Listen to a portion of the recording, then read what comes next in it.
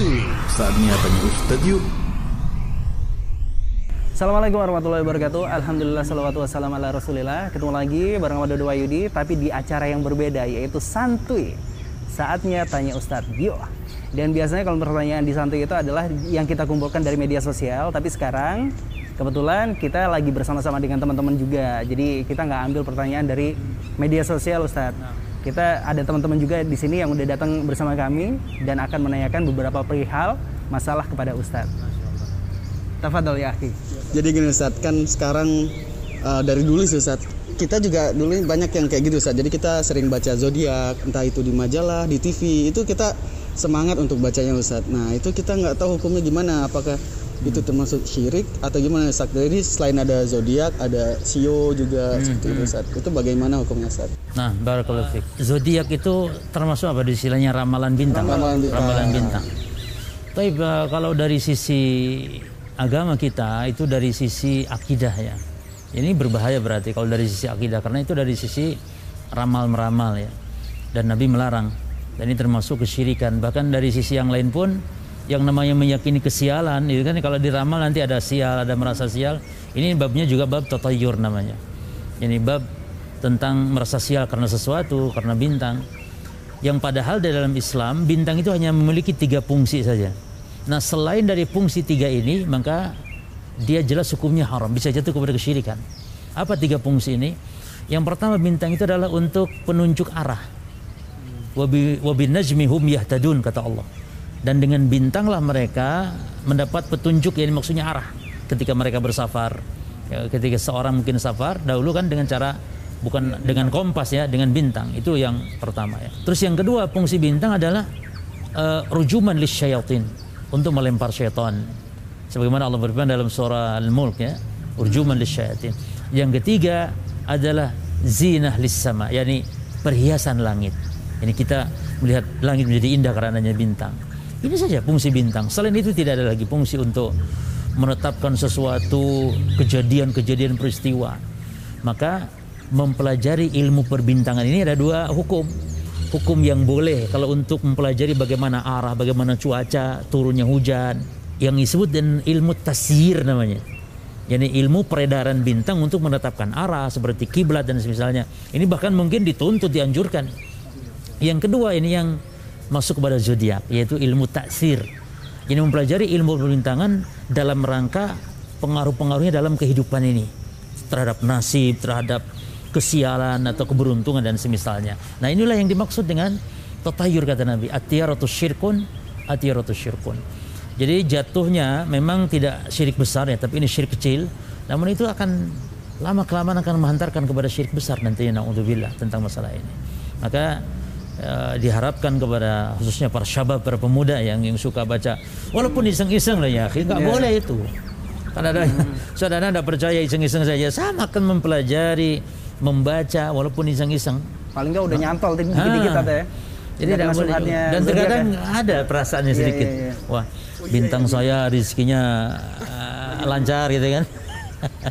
Nah, jadi kesyirikan, walaupun dia termasuk syirik kecil hukum asalnya, namun bisa berubah menjadi syirik besar kalau dia yakini benar-benar bintanglah yang memberikan rezeki atau bintanglah yang memberikan pengaruh tersebut. Nah, Ustadz, saya ada pertanyaan tadi saya lihat di media sosial Ustadz, ada itu dari kaum muslimin ganti azan Ustadz, yang hayal sholah jadi hayal zihad Ustadz.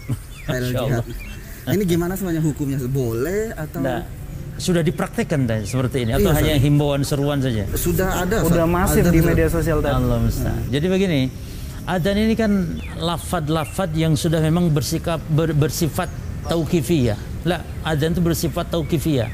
Artinya tauqifiyah itu kita harus betul-betul mencontoh dalil gitu, lafad-lafadnya itu. Tidak boleh ada tambahan kecuali harus adanya dalil. Dan adzan ini telah ditetapkan di zaman Rasulullah SAW. Ketika saat itu juga Rasul bingung bagaimana cara panggil orang untuk sholat. Sampai Rasul ajak para sahabatnya untuk bermusyawarah. Usulan-usulan dari sahabat ada yang meniup trompetnya. Nabi tidak setuju karena ini adalah min amril Yahud, kata Nabi. Ini adalah perbuatan orang Yahudi. Ada yang usul untuk pakai lonceng. Nabi juga tidak setuju karena ini adalah min amri Nasara, kebiasaan orang Nasrani. Sampai ada yang usul bakar api. Ini kebiasaan Majusi, kata Nabi. Sampai Nabi nggak bisa memutuskan akhirnya. Dan Kenapa Allah nggak tunjukkan langsung? Ini hikmah ya, hikmah dibalik masalah ini, sehingga Allah bisa saja Allah langsung bagaimana cara adzan kan gitu. Sampai akhirnya ada seorang sahabat namanya Abdullah bin Zaid, dia bermimpi. Abdullah bin Zaid ya bermimpi. Dalam mimpinya itu dia melihat ada orang yang sedang bawa lonceng, lalu dia tanya, ya dia minta lonceng itu. Lalu kata orang, untuk apa? Untuk panggil orang sholat. Lalu kata orang yang bawa lonceng, jangan, aku tunjukkan yang lebih baik daripada lonceng ini, yaitu lafaz-lafaz azan tadi. Nah, lafaz azan itu disampaikanlah kepada Rasulullah SAW.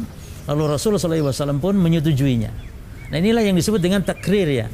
Jadi mimpinya seorang sahabat, lalu Nabi menyetujuinya. Ini berarti seolah-olah saat itu adalah turun wahyu kepada Nabi untuk menyetujui mimpinya sahabat ini. Dan kita tidak boleh sekarang ini mimpi kita dijadikan wahyu gitu kan. Siapa yang mentakrirnya? Betul. Kalau di zaman itu kan Rasul yang mentakrir. Makanya perbuatan sahabat, ucapan sahabat gitu ya, yang muncul dari dia, namun Nabi menyetujui, itu bukan bid'ah, tapi Nabi sendiri yang menyetujui. Jadi seolah-olah justru menunjukkan kehebatan para sahabat. Akhirnya Nabi perintahkan Bilal untuk adzan dengan lafaz-lafaz tadi. Nah, lafaznya itu adalah sebagaimana yang kita maklumi.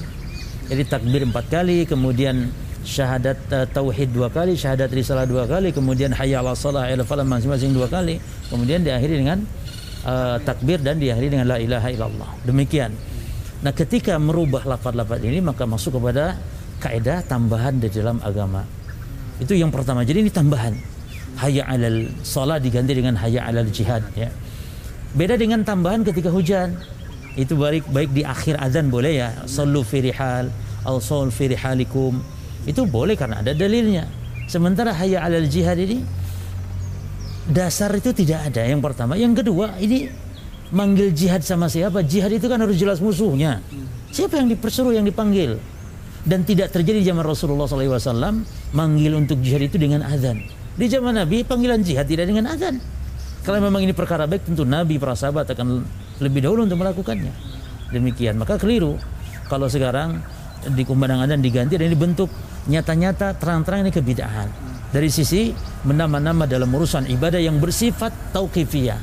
Terus yang kedua, ini jihad sama siapa?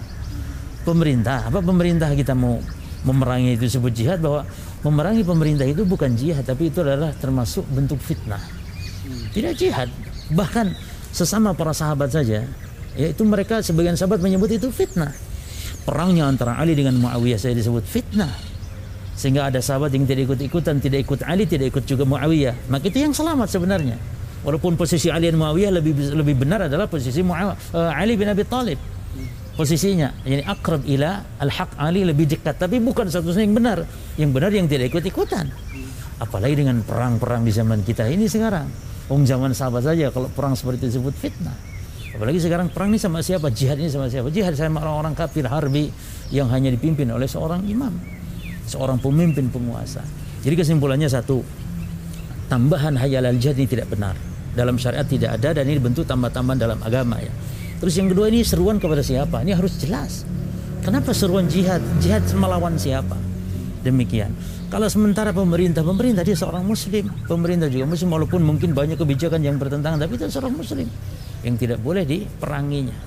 Demikian mungkin dari sisi syariatnya, dan kita perlu sampaikan kepada kaum muslimin agar mungkin dan ini bukan masalah khilafiyah ya. Jadi barangkali ada ulama yang membolehkan, tidak ada. Ulama-ulama mazhab fikih juga dibahas, tidak ada pergantian adzan seperti ini. Jadi lafaz-lafaz adzan ditambah seperti ini tidak boleh. Jadi kalau ngobrolin masalah ini, jadi keingetan nama yang saudara-saudara kita yang di Syria itu Syria, itu kan sempat ada anjuran ataupun pergerakan massa ya ya untuk memberontak kepada pemimpin. Lah, naudzubillah, semoga tidak terjadi di Indonesia ya. Kalau misalnya itu sampai naudzubillah sampai kejadian seperti itu, hal yang seperti itu, sikap kita itu sebagai ahlus sunnah yang sejati itu seperti apa, Tat? Apa kita menjauh atau berlepas diri dari semua itu atau gimana, Tat? Tapi ya ikhwan, wallahu taala berfirman dalam banyak ayat Al-Qur'an menyebutkan berbagai macam fitnah. Dan kita harus takut dengan fitnah-fitnah tersebut, dan kita harus menjauhi fitnah-fitnah tersebut. Ini ketika terjadi fitnah, maka kita justru orang yang paling selamat, yang paling bahagia ketika menjauhi fitnah. Jadi kita tidak ikut-ikutan dalam urusan-urusan seperti ini. Jadi dihimbau kepada kaum muslimin agar tidak ikut-ikutan dalam hal seperti ini. Istilah apa? Istilah revolusi, istilah-istilah yang ya yang mengarah kepada akan menimbulkan kerusuhan, akan menimbulkan kemudorotan seperti yang terjadi di saudara-saudara kita di Suriah, maka justru kita harus menjadikan pelajaran. Banyak para ulama menasihati jangan sampai seperti itu, seperti di Suriah. Jadi bagaimana pemerintah jelas kufurnya ya, namun ketika rakyat tidak ada kemampuan dan dipaksakan untuk memberontak, yang terjadi kerusakan dan jauh lebih besar daripada kerusakan kekufuran daripada pemerintah saat itu.